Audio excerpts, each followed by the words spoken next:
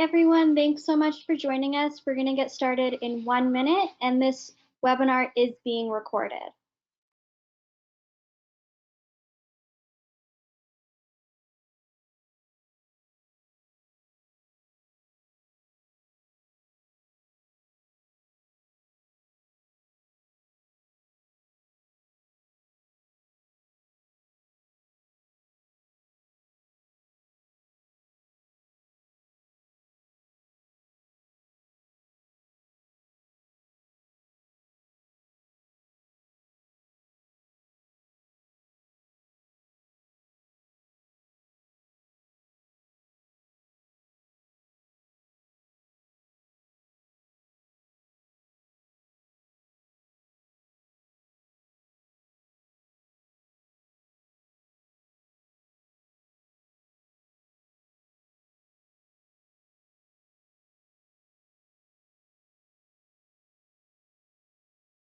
Hello, everyone. Thanks so much for joining us. My name is Nia Westbay. I am a senior policy analyst on the youth team at the Center for Law and Social Policy, or CLASP, and we're glad to have you here today for listening to young parents, the multi-generational making of mental health. This presentation was originally planned for a conference in Tampa, Florida, back in March. So that got canceled, of course, in the context of COVID-19. So we are really excited to have the opportunity to be able to share this information with you all today as part of Mental Health Awareness Month on this webinar.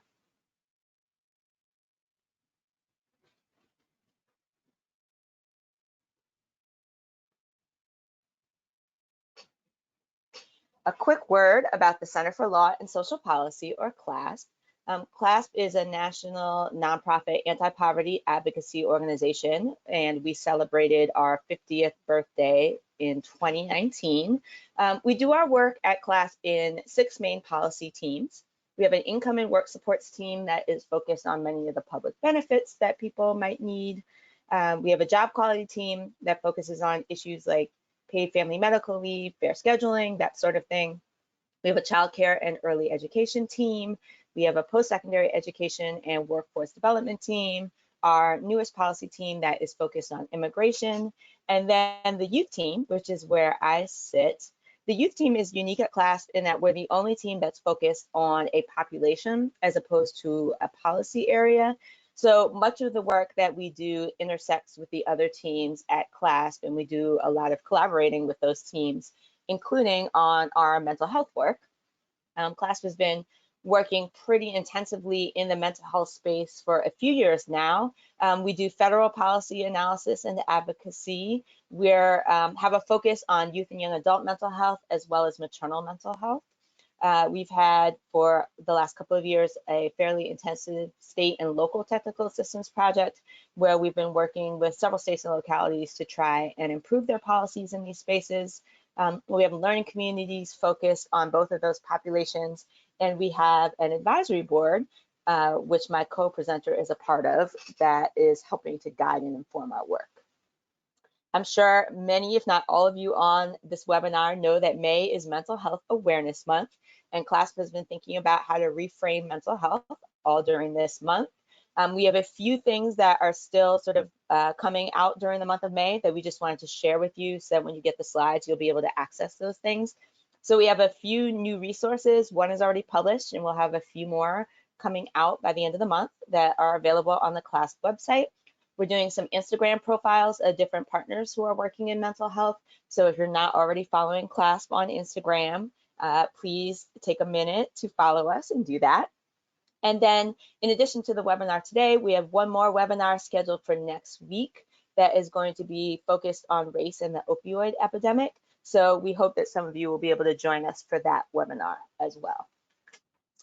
Today, we have 2 presenters, as I already mentioned. I'm Nia Westbay at CLASP, and I'll be sharing a piece called Looking at Life Different that is focused on young parents' perspectives on mental health. And then my co-presenter is Clellie Shute from Raw Uncut Woman. As I already mentioned, she's also on CLASP Mental Health Advisory Board, and her presentation will be talking about youth stepping forward in the context of intergenerational trauma. Couple of logistics to get us started. If you have questions or comments, feel free to share those in the chat box as we're going along.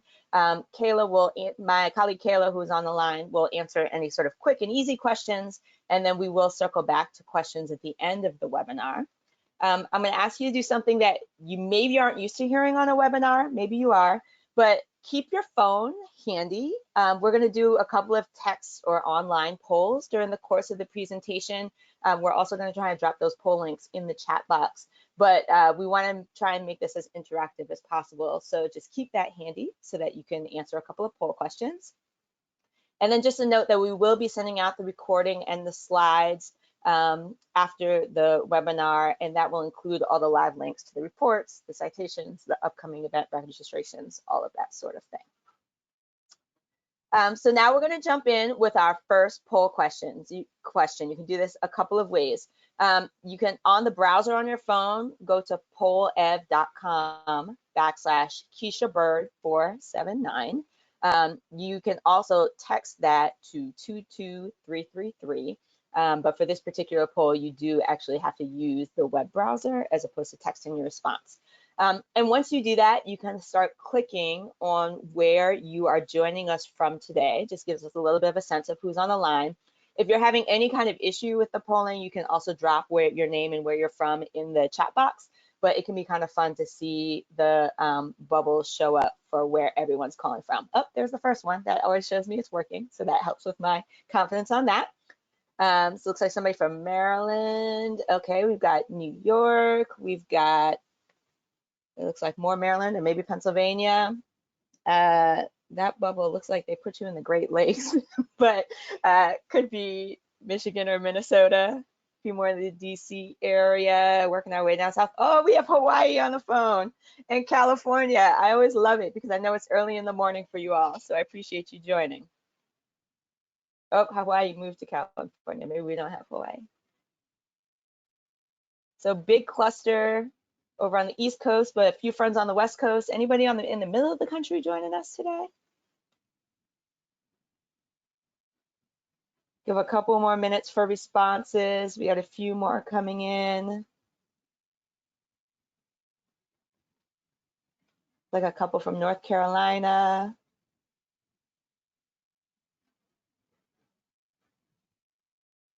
Okay, now they're starting to come up. Awesome. Oh, Florida is joining us. Excellent.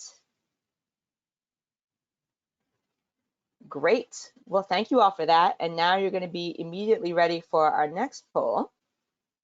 And this one, again, you can either text the answer on your phone or you can type it into your browser. What is one thing that you're hoping to get out of today's webinar?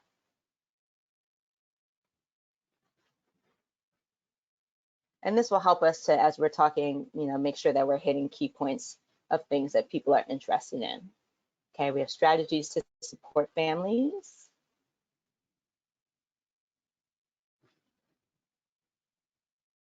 We'll just give folks a minute to type in those responses. And again, if you're having any trouble with the online poll, you can also drop your answers in the text box. How to connect better with younger parents, how to support younger parents and give them voice, insights from young parents, how to help families move forward, better understanding of state and local strategies, how to better understand different populations, ideas on how to support students who are parents. Great. I'll let a couple more responses come in. Better engaging, empowering young adult parents as leaders and advocates. Oh, we also have Newburgh, New York on the line. How to help students who don't have supportive adults at home, and strategies to help families. So the good news is, I think that a lot of you are going to get at least some of what you're looking for today. These look like a lot of topics that we'll be at least touching on. And I look forward to having some discussion at the end around these issues in terms of what people were thinking about. So now we're going to jump into the first presentation. I mentioned looking at life different, equitable mental health supports for young adult parents. And this presentation is based on a report that came out in August or September of last year. And I wanted to start off by sharing with you all the quote that gives the report its title, which is pictured right here on this photo. So that was like the best thing for me when I got older and had my kids, looking at life different. And that quote came from a parent in Maryland. And I think we start there both for a couple of reasons. First of all, everything that is in this report leads with what young parents said, their actual words, their lived experiences, and respecting that expertise. And it really then informed everything that came out of it. So the report and this presentation is going to go through 4 sections. First, we're going to do, in their own words, who are young parents? We're going to talk about trauma and chronic stress. What are the challenges that young parents are facing? Equitable supports. What are the needs? What should the right kinds of supports look like? And then what are some policy and practice recommendations that we have based on all of these things that we learned from young parents? We gathered the information for this report using a series of focus groups that we held in 2017 and 2018. We had rural and urban African-American young parents in both North Carolina and Alabama. We had urban Native young parents who were living in Colorado and Maryland. And then we had Latina young parents who were in Texas and California. So all young parents of color. The participants were between the ages of 16 and 24. Most of the participants were mothers, but we did have one young father that was a part of our conversations. And we recruited these parents in partnership with community-based organizations that were serving youth who were experiencing homelessness, that were supporting opportunity youth to earn their GEDs, or that were offering cultural, health, and practical supports to Native youth. And I think the first thing I want to flag is we didn't actually initially construct these focus groups thinking about a focus on young parents. They were sort of broader conversations with young women of color and around mental health. But we sort of by default had parents in pretty much every focus group that we did. And when I say we had parents, that means we did a lot of focus groups where there were babies crying in the background while my transcriber hates it. It really is important if you want to be able to engage young parents effectively to just roll with it and be flexible and be okay with having toddlers and babies coming through your focus group and coming through your conversation, because if we hadn't been flexible to allow that, we would have missed out on a lot of rich content. So who are young parents? Well, when you look at data, you see that young parents have a really high poverty rates.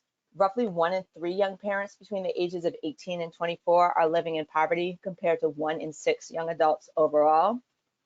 And in general, young adults who are living in poverty report high levels of serious psychological distress. That doesn't necessarily mean a mental health diagnosis, but those are folks who have been struggling with some level of anxiety or depression or sort of those symptoms of that sort during the course of the last year. And we know from prior research that serious psychological distress, that mental health challenges impact economic and educational outcomes. But we also know that young parents face some unique challenges that are different than other young adults who don't have that responsibility. But when you ask young parents, who are they, what are they about, what does it mean to them to be a parent, they don't start with all these kinds of statistics and that sort of thing and what are the challenges. They really talk about becoming a parent as central to their identity, as a transformative experience that is actually quite motivational. So anyone who becomes a parent, that's a life-changing event, right? You're really changing your role from one of receiving care to one of providing care, from being a provider, from being a recipient to being a provider. And that is something that's, that's very different. And young parents also talk about the strengths that come from becoming parents. And that's really exemplified by this quote from a young person in Alabama who said, "Everybody goes through different things, but I feel like women generally are strong because we deal with a lot of things growing up, especially being young moms, being single mothers. You got to be strong to be able to take it. You have to be strong enough to take it. Not everybody is strong enough to take it." So for young parents, they're really talking about the strength that comes with becoming a parent, with the patience and the caring that young people cultivated as they took on this new role, and really saw it as something that was positive in their growth and development. Another theme that we heard about was the ways in which kids change you. And there's an example here from Colorado where a young parent said, I don't know, you just like all the small decisions you make change a whole lot of your life. And having kids, it changes the route too, where you have to put them first and put yourself last. So sort of this quote is an exemplar of how young parents talk about the need to put their children's well-being ahead of their own in everything from, their own personal appearance compared to that of their kids to the decisions they make about housing, education, career goals, and jobs. And they really experience a shift in priorities and outlook, as well as their choices as a result of becoming a parent. Another theme that we heard about was young parents wanting better for their children. We talked with a lot of young people who had been systems involved, who maybe had experienced trauma or had challenges within their families of origin, and really wanting to make sure that their children's experience looked different and better. And that is exemplified by these two quotes from Texas, where one parent said, yeah, I wanted something better for my child and not sleeping in concrete and not going to a homeless shelter and have my baby there and worry about what's going to happen. And so I had to choose, and I ended up getting into their program. So here's an example of a young person who made the decision that they had to get into a program to get help because she didn't want her child to experience homelessness in the same way she had. And this other quote, which says, well, I guess in a way, it makes me want to get my stuff together so my kids won't have to grow up with a half-assed parent, or with a half-assed parent, a parent who doesn't know what they're doing and he ends up hurting the kid in the end. A parent that just like turns their back on their kids when they're supposed to be the ones there. So both of these quotes sort of show how young parents are very committed to protecting their children from trauma and from the violence. A lot of times they talked about experiencing their first positive sense of family in their relationship with their child.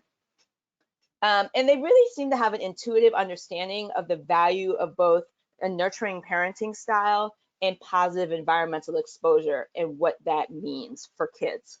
So I think the first big takeaway from what we're hearing from young parents in terms of how they talk about themselves and their experience is that they really see becoming a parent as something that's a positive transformation that's really central, and that is something that is a strength really to be affirmed, as opposed to something that was somehow a bad thing for them. So now we're going to go into some of the sources of trauma and chronic stress that are experienced by young parents. So chronic stress are sort of the types of experiences that people can have on an ongoing basis that sort of can create a low-grade level of kind of constant pressure or a sense of feeling stressed out. And then trauma is sort of a set of specific experiences that can accumulate over a lifetime and happen on an ongoing basis, unfortunately, that can also impact mental health outcomes. So one of the pretty unique traumas that we identified talking to young parents was infant mortality. And that is exemplified by this quote from Texas. Well, when my daughter passed away, I shut down. I was so angry at everything. I was so angry at the doctors, at everything. I shut down, and it really didn't get me nowhere. It made me lose my job and made me really, I guess, what the doctors classify within psychotic. And I had to go and spend a few days at a hospital because of what was going on. So a lot of people don't necessarily realize that young parents are at high risk for infant mortality. That's often tied to young parents giving birth to children with low birth weight. And in fact, that the risk of post-neonatal death, so this is a baby after a baby has been born, is 3 times higher for parents who are under the age of 24 when they're compared to those of parents who are between the ages of 25 and 29. So this is a somewhat common experience for young parents. But very few programs actually consider this stressor or equipped to deal with it or provide supports around it for young parents. Another source of chronic stress that we heard about from young parents was environmental stress, particularly different forms of community violence. And young parents were affected by this both in terms of its direct impact on them and their mental health, as well as the chronic stress of worrying about the impact of these types of environments on their children. So here's a quote from Alabama that speaks to that. I don't want to raise him in Birmingham. I do not. I mean, the way you raise your child is the way they're going to be, regardless of their environment. But I may raise him to be a good man, but it's still somebody else that's raised differently, that's going to look at my son a certain way. And they might want to harm him or put him in a position where he may have to harm somebody. So I just want to get him out of Birmingham, honestly. I plan to be going somewhere by the time he's 18 months old. So what this quote really speaks to is that the types of stresses that many young adults in high poverty communities are experiencing are amplified when they're thinking about their kids. They're worried about whether or not their kids can play outside safely. They're worried about whether or not, they can trust that the child is going to be safe in their housing. And that adds to the parental stress. And quite frankly, parents are not wrong. There's all kinds of evidence that exposure to violence, whether it's direct exposure, whether it's hearing about it, where it's witnessing about it, all have consequences for children's mental health. A third source of chronic stress that we heard about is what I've called dreams deferred, which is exemplified by this quote from California. Being able to be on my own is like the hardest, because I thought it was going to be not easy, but I didn't think it was going to be this much work to just continue like each day. Instead of like back then it was like, oh, month's over, we're thinking about the future. And now we're like, we got to think about the day and prepare for the next day. We can't even think about the future. We have to think about the present and try to get to another day. So that's pretty much all.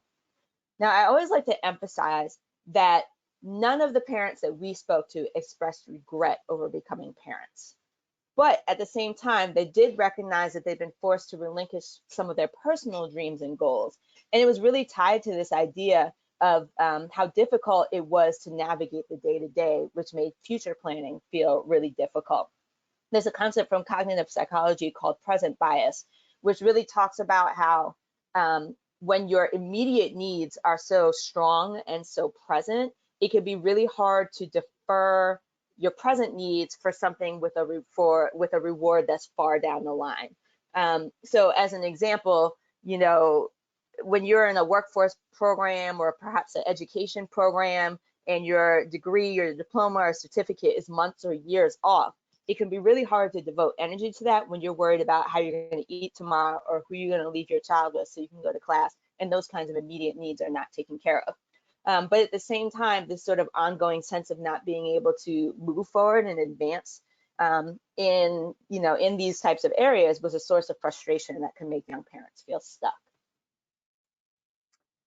And then the last source of trauma and chronic stress that I'm going to talk about is actually policy and program barriers that were young people experienced as impediments to what they were trying to achieve. And I'm going to talk about those in two areas. One is related to health insurance coverage, and then the other were a couple of structural barriers related to employment. So first, this quote from Texas is going to talk a bit about the insurance piece. Just even because I wanted to have a water birth, and the insurance just doesn't cover that. You have to pay out of your own pocket. Yeah, they were saying things, the Medicaid covered for birth, like I was trying to have one. At first, we were talking about having it at my own place, like a midwife, but that didn't work. The insurance didn't work with a midwife, so I had to actually go to the hospital and give birth there. So this is a really common problem in the United States, where sort of birth options that have been found safe and effective, sometimes more safe and effective than hospital birth, in other countries are not well supported by health insurance in the United States. But when you're talking to a mother with a higher income level or with private insurance, there's either a higher likelihood that these services will be covered or that she has the resources to pay out of pocket for these kinds of services.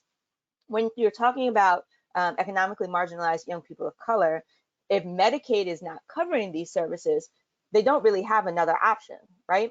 And there's all kinds of evidence that supporting young women and parents' choices around birth and how they want to have birth and how that's respected is related to postpartum depression. So to the extent that we're not covering these services in Medicaid, which in many cases are actually more culturally responsive for young women of color, we're perpetuating inequality and inequity in our policies. And then the other set of issues that we heard about were related to employment. And I'm going to share two quotes from California. If they're trying to support, teen moms, because I know those are the ones that need the help the most because they can't work full time. If it was easier, I could go find myself, not having to be 18. I could go out and look for not a part-time, but a full-time job, because I can't go to school because I have a child. I have a child that I have to provide for. So that's the kind of help I think would be really helpful. And then this quote, which says, she's from Mexico. She can't find a job that easy, and she has a kid. So, how is she supposed to provide for her baby if she can't get a job? Because she simply doesn't, she's not from here. It's actually harder on immigrants. So that would help, they could get jobs without having to meet that. So the young parents that we're talking about employment, we're really flagging two issues here. One, for the youngest young parents, those who are not yet 18, and the difficulties with getting family sustaining employment for a 16 or 17-year-old, and really having limited options there. And then the other issue that they flagged were issues around immigration. And again, in some case, young people who had maybe been in the country for most of their lives, but because of their immigration status, were not able to find employment that was going to be able to support taking care of them and their families. So these are really structural barriers in employment that make it more difficult for young parents to meet their family's needs. So given these sources of trauma and chronic stress, what do young parents say equitable supports would look like? What are their needs? So one of the biggest lessons, I think, for us that came out of this work is that co-parenting is highly valued by young parents, but it's poorly supported by our programs and policies. And this quote from Texas really kind of lays that out. I was actually in their housing program for young parents, young mothers. Sometimes the fathers can't get in the program, depending on their age. But the way I did it was I had to leave. Sadly, the father of my child had to be in the streets for me to be able to get in the program. And when I got in the program, I basically told them that I have seriously PTSD. I cannot be left alone in the apartment by myself because I would freak out. So I was able to ask the landlord and the people of the program to see if he qualified. And eventually he did qualify for the program. So we were both able to get into the apartment. This example really highlights the types of challenge that young parents are facing when they want to parent their children together. And that's whether they remain in a romantic relationship or not. Barriers that they highlighted were a lot of single gender programs, the relative availability of family housing versus individual housing, as well as arbitrary age cutoffs that would separate parents who are sort of not in the same age range. And a lot of our programs are not structured to support cohabitation or co-parenting outside of marriage. And a lot of that comes from sort of outdated ideas about gender roles and how young parents are going to contribute to the family, and stereotypes, particularly of young fathers, especially young fathers of color, as being deadbeats or not interested in taking care of their children, when in the reality, the majority of young fathers are involved in their children's lives, and most who can make a financial contribution to the support of their children. So our programs and our policies really have not caught up to where young people are in terms of thinking about family structure and what collaborative parenting can look like. Another piece that we heard from young people in terms of equitable supports is what we're calling supportive community. It takes a village mentality, and that is exemplified by this quote from California.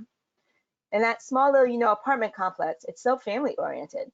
Like when you find that like the neighbors are watching your kid when I'm trying to pick up her clothes. My daughter, one time I went to the parking lot without me knowing, right? And the cars are coming fast. Someone said, "Hey, Em, your mom is going to spank you." And she ran. And I'm like, "Oh my God, thank you so much. I got you. I know, like seeing, oh, I got your back. Don't worry about it. That family oriented. So young people really talked about wanting the support of their whole community and feeling like their community was behind them and helping them in their parenting.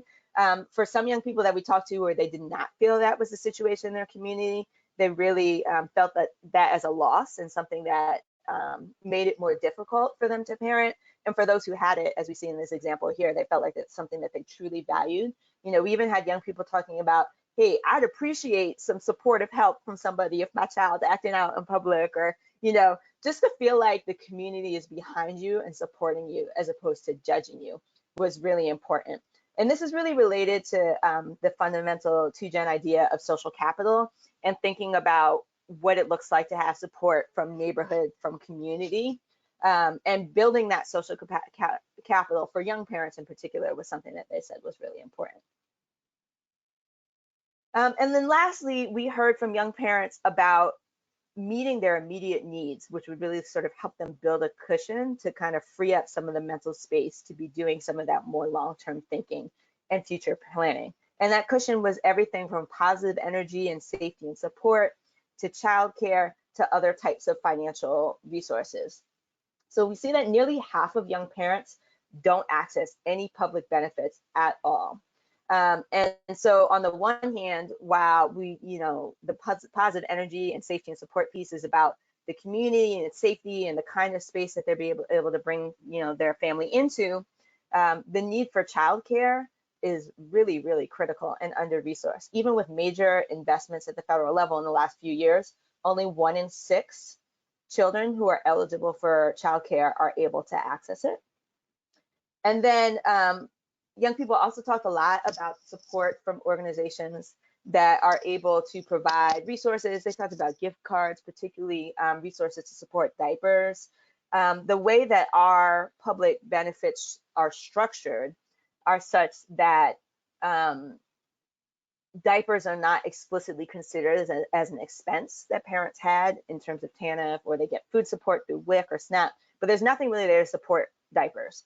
And so then what ends up happening a lot of times is parents can't put their kid in childcare because the childcare requires that you provide a stash of diapers, or they're trying to stretch the time between diaper changes, or they're trying to potty train kids early because they just can't afford to keep paying for this resource. And so that really points to the value of trying to make sure that young parents have access to all kinds of sort of resources that meet immediate needs, but particularly things like diapers. So that brings us to some policy and practice recommendations. What does all of this mean for how we need to change our policies and our practices? Well, I think the first thing is that we need to recognize young parents' role as parents as an asset to be affirmed. We need to stop with all the punitive and judgmental sort of framing of our practices and policies. Stop trying to punish young parents for the fact that they've become parents. This is something that they see as a positive development in their life. And it really is an opportunity for growth and development that if we change our mindset about it, we could really capitalize on to support their development. Secondly, we want to eliminate programmatic and policy barriers to co-parenting. We really need to catch up with the young people here. Family structures have changed. Children are parented successfully in all kinds of arrangements. And just because the parents are not married or are not in a romantic relationship doesn't mean that they don't still want to parent their child together. They may need some support about how to build the school skills to be able to do that. But we need to stop putting roadblocks in the way to young people and young parents being able to define family for children in the ways that make sense for them. We also want to recognize the importance of choices around prenatal care, birth, and postpartum care through an equity and a cultural relevance lens. Ideally, we would want to see Medicaid to start to cover some of these services to reach the most low-income women. However, there are some programs out there that are thinking about midwife and doula care for women living in poverty, and really thinking about how to scale those kinds of programs until we can get the higher level policy reform to make those reimbursable. And then we also want to make sure that all systems that support young parents are trauma informed. Based on what we're hearing here, young people are carrying all kinds of trauma, whether that's trauma from community violence, trauma from infant mortality, trauma from their own childhoods. And we want to make sure that systems that are responding to young parents understand that and are prepared to respond appropriately, so that our programs and practices are not inadvertently re-traumatizing young people. Another key thing to think about in terms of policy and practice is that many of the mental health stressors that young parents experience were actually economic. So the other 4 recommendations are all sort of related to that idea. First, an economic justice agenda is core to a mental health agenda for young parents. To the extent that we move young parents towards economic justice, to the extent that we open up pathways to employment, that we figure out ways to make sure that they're getting the supports that they need in their education and economic pathways, that is going to help relieve some of the mental health challenges that they experience. We also want to maximize young parents' access to public benefits and supports. That means making sure that young parents are able to take advantage of all of the benefits that they're eligible for, and that if they have American citizen children, that we're also thinking about their access to benefits. We don't want to be barring people from accessing benefits that they are legitimately eligible for. That could help their families and help to sort of create the slack that would let them think about other ways to advance economically. We need to expand investments in federal programs that reconnect opportunity youth to education, employment, and service pathways. The Workforce Investment Opportunity Act, or WIOA, does have a priority for pregnant and parenting young people in their sort of workforce development dollars. But in order for that to be effective, our workforce programs really have to be thinking with a two-generation lens and thinking about how they can support young parents' unique needs within those programs. And then finally, we want to think about employing community-wide strategies that both build social capital and address the structural factors that foster community violence. We know that there are a lot of different interventions out there that can help to reduce community violence, to make communities safer places for families, and that we also know that there are strategies that exist to help young people build social capital. There's a program called FII, which brings together families from low-income communities to support and provide assistance to each other. And what a great way for young parents to be able to share resources with each other, to learn from each other, to lift each other up and build community in that way. So that is looking at life different. The link to the full report is here so that when you get the slides, you can access that easily. That is my contact information as well. And I look forward to hearing your questions and comments when we get to that section. But I'm actually going to pass the floor to my colleague, Kelly Shute, who's going to talk a bit about young parents and intergenerational trauma. Thank you, Nia. Hello, everyone. My name is Kelly Shute. I'm the founder of Raw Uncut Woman, and I hope you are all staying safe during these unprecedented times. I'm honored to be sharing with you all today some of the great ideas and work my organization is doing, but I wanted to start off by thanking CLASP for having me on this webinar this afternoon. Today, I'm going to briefly discuss the importance of intergenerational trauma and how it has affected our young adults and youth thus far. But before we get into my presentation, I just wanted to discuss my organization a little bit and highlight our initiatives. Next slide, please. Raw Uncut Women is a local nonprofit that I based in Detroit starting in 2017. We have an objective to bring cognizance of perinatal and postnatal anxieties in present day society and also within our young adults. Our work ranges from eliminating barriers and stigmas in order to overcome postpartum obstacles. I personally have a passion for this because I suffered from postpartum depression twice, and I had no one to inform me or direct me. I went through doctors, I went through doctors' offices, I did everything that our society tells us to do, yet they still weren't able to help me. So my lifelong work now is to be able to help those who are not only like me, but live in the same community that I live in hopes to helping improve our communities as well as our youth. Next slide, please. So today's overview is going to be about defining intergenerational trauma, the youth and their families, experiences and statistics, evidence-based data, our focus groups, and policy recommendations and best practices. Next slide, please. So when we think about intergenerational trauma, or is also known as transgenerational trauma, what are we thinking about? We're thinking about the transmission of mental and historical oppression along with negative consequences. So a lot of the young parents that I've spoken to have always said that their parents highlighted what they needed to model. So a lot of us growing up, we look to our parents for certain attributes as far as what we're going to move forward in college, if we're going to, what field we're going to work in. You know, your parents tell you, oh, you got to be a lawyer, you got to be a doctor, you got to do this, you got to do that. But not a lot of these youth and young adults that are coming up now, especially in my day, had that. A lot of them were looking to outside figures for help. So I want to touch a little bit about what groups are actually being affected. So the groups that my organization has researched that are mostly affected are African Americans, Native Americans, and refugees. There are several ways that stress and trauma has been transmitted to the next generation, but the specific ways I want to highlight are inheritance, representation, and lack of cognizance and the need for mental health care. When we're speaking of inheritance, we're looking at the family as a whole. Learned behaviors exhibited by adult figures within the house are usually the highest triggers. Growing up in their youth or young adult years, people often recall the emotional stressors endured by the adults.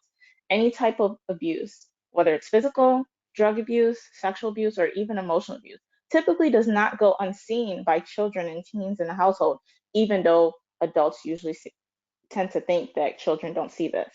Therefore, when it's not addressed correctly, it can easily be mistaken as a tolerable environment, which creates a chain of events that usually causes for later trauma. Finally, a lack of cognizance for the need for mental health care is what I can relate to most. For me, growing up in a Caribbean household, mental health was never looked at as a cause for concern or a sense of urgency. Most of the time, as a young adult, you're either expected to know better from right or wrong or deal with it. You wouldn't dare talk about your personal problems with your parents because they didn't look at those things as important. Their business was to be a child.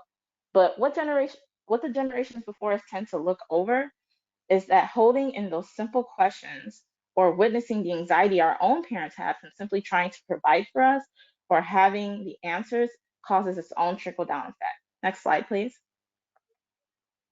So, what are youth and young adults saying about the influence of their parents in their life? Well, we took some statements from our young adults when we hosted our Detroit focus group. Here are some of the statements made by those young adults. Yeah, I definitely think my mom's decisions had a big effect on me and my siblings. I don't fault her for the struggle, but sometimes I wish she had been a little bit more selfish and did some things for herself, you know? She was a great mom, but she was raised to ride the wave, work for whatever she was paid, not her worth. I wanted her to complete more things, like finish her last year in college, instead of putting up with mess and settling for less. Another statement, yeah, my pops walked out on us. I remember it like it was yesterday. I was only 6 years old, but 15 years later, that same incident still haunts me. My mom went through a lot after he left. Drugs, abusive boyfriends, job loss, and we were even homeless at one point until my grandmother took us in. My mom got treatment and went back to school, but by that time, I was in the streets because that's all I knew. What got me out was seeing my mom triumph her addiction and putting us in a better position. The streets don't love nobody. So when my mama got it together, that encouraged me to do what I had to do. And final statement from another one of our young adults, it was like I had no choice but to follow in their footsteps. My parents and my older siblings, my father and my brothers, they were big time drug dealers, and that's what they wanted for me. My mom devoted her life to my dad. She graduated from an HBCU with high honors and threw her dreams away when she got pregnant by my dad. Her mother did the same thing. It killed her. I mean, my grandmother. She got caught up and became a casualty in gun violence due to our neighborhood. She never sold a drug, but she always welcomed people into her home, and that was a cause for concern, and that ended up being her downfall. Those experiences made me tough, though. Once I joined sports in high school and got a guidance counselor and saw what life could be like for me, it was a fire lit under me. I got a full ride scholarship to 5 HBCUs. I knew my worth, but it wasn't easy. I would be lying if I said my environment didn't play an obstacle. If I didn't have an escape, though, I probably wouldn't be sitting here with you guys right now. These are just a few state responses from the young adults in our group in Detroit. These statements are so powerful because for most of us, it's a painful reminder that this is still going on in our surrounding and hometown communities, even though there might be blinders over certain people's eyes. So, with that said, why are our families of color so much more susceptible to trauma? Well, we can derive from our research that lack of resource and for the families living at the poverty line, no advocacy, encouraging youth and young adults to give back to communities is where we can start with advocacy. By giving back, we mean pouring knowledge into the youth, not dollars. Lack of ample opportunity, so better education systems and more community centers. More local organizations partnering with state and national level agencies is of the highest importance. Next slide, please. Lived experience is and has been providing accurate data for research more so than data manipulation, also what I like to call statistics. As most of us know, one of the hardest things about correlating the need for mental health is getting accurate real-time data. Placing trained recorders in our communities through funding would actually help bring accuracy and jobs to our communities. This also gives for an opportunity for people in their community to be more involved and see what's going on rather than relying on statistics to tell them about their own neighborhood that they've been raised in. Next slide, please. So just a little background on our focus groups. We held 3 focus groups that were dedicated to finding out more about intergenerational trauma within minorities and their families. By the way, there will be reference pages provided for the previously mentioned full details on the questions that were asked during our focus groups at a later time. Just a brief overview of who was included in these groups. Each focus group had 30 participants ranging from the age of 13 to 25 years old for young adults and 36 to 58 for parents. We went to Michigan, Texas, and Georgia as the focus behind our research. We focused more so on metro areas due to the fact that these were highly populated areas for most people of color. In addition to our focus groups, we conducted what we call living room link-ups, which we coined this term for common ground for community members to voice and express their concerns. And as Nia explained earlier, if we don't have common ground for our young adults, we can't expect them to be able to participate. And I know a lot of organizations have voiced their concerns about lack of participation, but we need to be able to have that common ground where they're able to bring their kids, because not everyone has babysitters, not everybody has transportation. So we definitely, within my organization, extend out that opportunity for people to get bus vouchers from us, where funding is allowed, or we host in our own homes where they're able to actually access that facility rather than driving out 2-3 hours out of their way. So I'm going to briefly quote a few of the parents that were speaking up at the focus groups. It's just a warning for everyone that these are direct statements and they're real and raw. And that's what I like about my organization. I like to give it straight facts. I don't sugarcoat. And I wanted everyone to hear what these parents had to say, because a lot of times we're talking to the youth, but we're not talking to the people who raised them. And this is important to know where they get their attributes from, where they're getting their trauma from, and what the parents also think. So I'm going to go ahead and start with a few quotes. The first quote is from a mom who is 36 years old. And she says, "Today's generation is different. They have more help. Society has made it into a trend to become a teen mom, in my opinion, while also being in school. I didn't have that chance, but it's good to know that my daughter has someone to look up to, but I feel like there can be more done." The next quote, "In my day, what you needed to do, you did what you needed to do to provide. If I hadn't known that I had to ask for help, I would have. People see you as a single parent and they think you chose this, but that's far from the truth. I was in school. My parents stopped paying for my tuition back in the early 2000s because they suffered from job losses themselves. So what do you do when you can't pay for your tuition and your parents tell you figure it out? Get a job, right? I couldn't even afford books with the job that I got. So I did what my mother did and got a man that could support me, but it came at a price of giving up my education and my life. If I had known better, I would have done better." And the last quote, "The thing is, as a mother, I did everything right. I thought I had a good job. I sent my daughter to the best schools. When me and her father divorced, they sent her to a therapist because that's what the books say. They say send your kids to a therapist to talk, but they don't tell me to tell my kid the truth and keep it real. She was failing grades, getting into relationships with older men, and starting a path I didn't like. I partially blame myself for her becoming a teen mom, but programs like this, where you all come talk to us on our ground and seeing Black women who come from our struggle overcome our struggle makes it worthwhile. How can I expect someone who doesn't come from our background to know how I feel or what I need? I feel like I'm being judged." Next slide, please.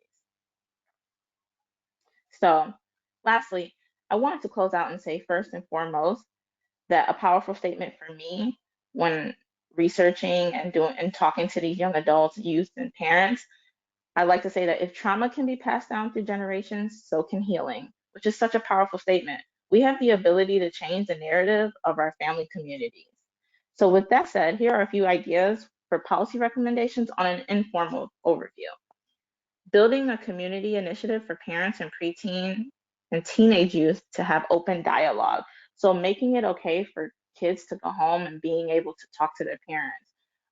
And we're not talking about brochures or pamphlets. We're talking about direct literature that's able to understand and create like a dialogue and a project for the kids to be able to talk to their parents and engage in real conversation without feeling like they're going to be judged. Providing funding for local nonprofits and affected communities to create peer advocacy programs for youth. So we can't expect these people in our communities to do things on their own. They need guidance, and that would be from young adults and their parents as well. So creating some type of initiative where we can provide funding for local nonprofits, because a lot of nonprofits in Detroit especially are not getting the funding that they need due to the fact that a lot of their counterparts are not understanding why they need the funding. Ensuring parents are utilizing benefits they qualify for by improving data tracking and community outreach. So Medicaid, a lot of people in my community that I grew up in don't know about Medicaid. They don't know what they can do to utilize their benefits for mental health care. A lot of people think that they have to seek mental health care way in the outskirts of the suburbs when we have great mental health therapists in our own communities. So encouraging a lot of people to help their neighbor or create more literature to put out into the community so they can seek out help. And finally, encouraging DHHS to partner up with local organizations to produce literature on a home front strategy for young parents. So like I was saying prior, creating literature that is better, easy to understand, because we all know that Medicaid can get really expensive. We can't expect people who aren't in that field to understand the basis of Medicaid and what they need.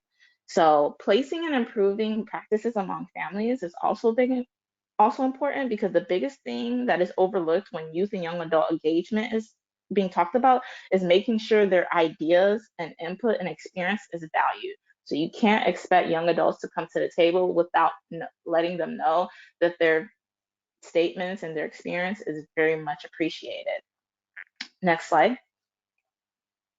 Thank you. I just wanted to wrap up and say this is my contact information, and I'm hoping that this comprehensive view can help our partners understand the disadvantages for our urban communities. And again, there will be a detailed page of more responses and statements for our young parents and youth adult, and I will pass it back to Nia.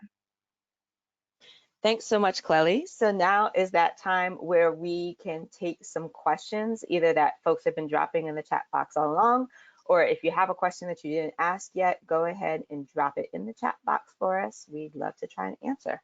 Kayla, what do we have for questions? Okay, let's start with what are some good strategies for engaging young parents?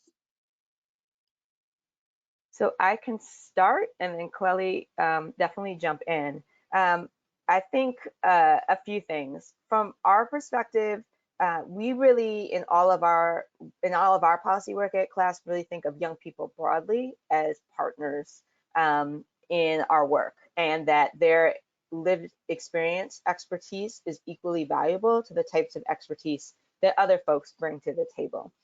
So that can look like doing focus groups and surveys and getting input from young people in that kind of way. We also think about having our work guided by advisory bodies.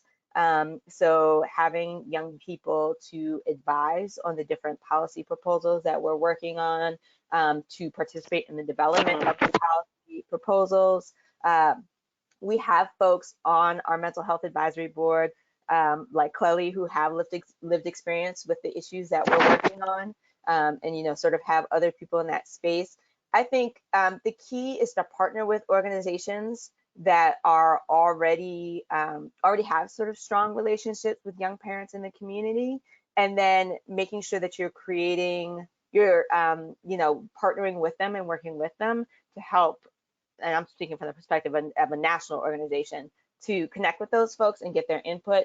And like I said at the beginning, you have to be flexible. having the gatherings at times that work for young parents, making sure that it's okay for their kids to be there, making sure that there's food for the kids to, all those kinds of things are really important to engaging young parents. Chloe, I'm sure you have things to add. Yeah, well, you pretty much took everything out of my mouth. But I want to stress flexibility the most because a lot of the young adults, when we invite them out, they would all the first thing they would say, the parents, they'd say, well, I have my daughter at this time. Can I bring my daughter? That's their first and main focus, as any parent, right? So you want to make sure you have the flexibility, make it fun. Me, myself, as a young parent, I'm going to be 30 this year, and I have two children, and one of my kids is special needs. I have to sometimes host meetings at my house, and I always bring it to the forefront to let people know, like, hey, I have young children.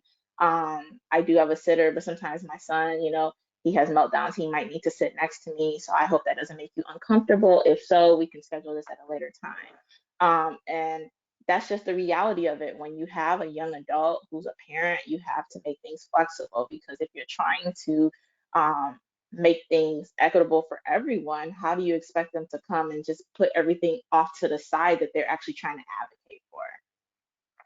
Thanks. Kayla, maybe one or two more? Okay, the next question we have is how can we support these students who are still trying to graduate from high school? Again, I can start. I think a lot of the sort of broad recommendations that we talked about are applicable for students in the same way, right? And like it's difficult to try and finish school when you're worrying about how are you going to take care of your baby the next day if you don't have the childcare for your child so you can not only go to class but study. If you don't have enough money to pay your rent and pay your bills, it makes it hard to focus on on school. So all of these things kind of work together in concert. I think there is a body of research that talks about how a lot of times parents aren't able to finish school until their kids get a little older. They tend to be more people who are able to go back and finish once their kid is school age than while they're young. But for those parents who are trying to finish school while their kids are still young, I think really thinking about this idea of how do we create the mental space and the practical resource cushion that's going to let this young person actually be able to focus on school. And if we're putting together our programs and policies with that in mind, like we have to create enough mental space with the supports that we're providing so that this parent can actually give attention to this, then I think that would really make a big difference for young parents in terms of trying to finish. Okay, I have one more question. What's the best icebreaker to engage with youth, and how do you bring a positive approach to being a young parent when they are stressed or down about it? Ellie, do you want to kick that one on? Yeah. Okay. Well, I would say demographically, it just depends on where you're actually targeting. So, like, it depends because everyone's struggle isn't the same, and every state structure is different. So, like, what we do in my organization is on my board, I always have someone on my board come into whatever discussion I'm going to have with a young adult who's a teen mom because I personally was never a teen mom. So I can't expect myself to be able to relate. So I always sit in because I always want to provide my insight, but I have people on my board that were teen moms who have overcame that struggle. So I want them to be on the same plane level, common ground. So whatever struggle she's going through, she needs someone to be able to understand it and someone to be like, yes, I understand where you're coming from because same thing happened to me or something similar. So peer advocacy is so important. So if you don't have young adults or anyone in your organization that's able to relate, then that's your key point. That's where you want to start. Thanks, Chloe. And we're just about at time. We do have one final poll question that we'd love folks to take a minute to fill out. Please feel free to follow up with Chloe and I by email when you get the resources, but we'd love for folks to either text or type what is one thing that you learned today that will change your work going forward. Just a couple of words, and this will make a sort of fun chart once it starts working. And while we're waiting for those responses to come in, again, we just thank everybody for joining us today, for us having the opportunity to share. We will definitely look to get the resources out as soon as possible. And I hope everybody didn't put their phones away. Here we go. Here we go. Now they're starting to come in.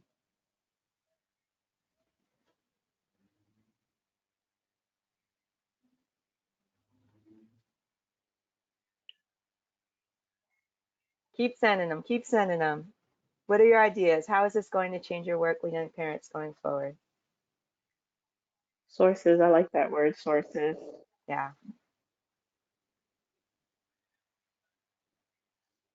Well, we'll leave this open for a few minutes. Here we go. We'll let some final responses keep coming in, and you'll get to see the completed word cloud when we send this out. But again, thank you all so much for your participation today, and we look forward to staying engaged. Thanks.